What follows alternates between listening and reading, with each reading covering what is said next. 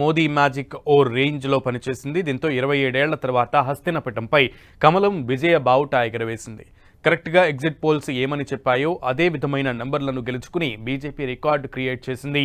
ఈ విజయంతో అసలు ఎన్నికల క్షేత్రంలో భారతీయ జనతా పార్టీ, అందులో నరేంద్ర మోదీ, అమిత్ షా అనుసరించేటువంటి వ్యూహాలు మరోసారి హాట్ టాపిక్గా మారాయి. ఇంతకీ బీజేపీ ఇంతటి ఘన విజయం సాధించడానికి కారణాలేంటి? Have a look.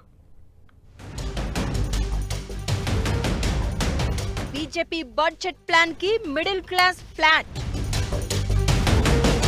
ఆమ్ ఆద్మీకి 12 లక్షల దెబ్బ,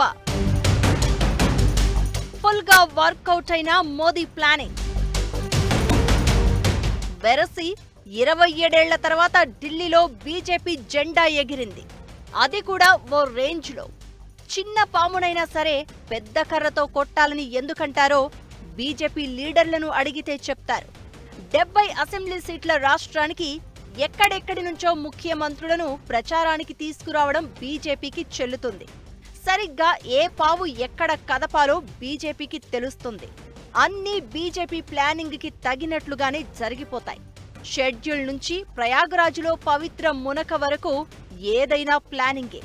అందుకే సీఎం అభ్యర్థి పలానా అని చెప్పకుండానే జనం బీజేపీనే గెలిపించేశారు. అందుకే ఈ విజయం ఢిల్లీ వాసుల విజయంగా మోదీ కూడా వర్ణించారు.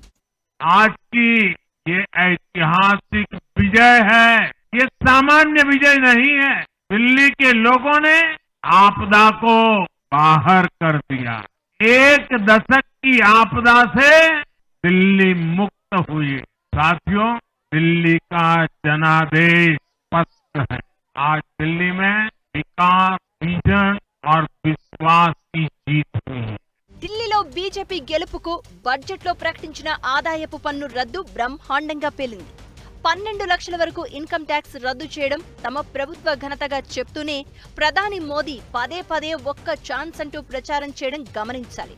ఇది ఢిల్లీ వాసుల్లో ఉన్న ప్రభుత్వ వ్యతిరేకతకు తోడు బీజేపీకి పాజిటివ్ ఫ్యాక్టర్ కాగలిగింది. అందుకే మాజీ సీఎం కేజ్రీవాల్ కూడా ఓటమి పాలయ్యారు.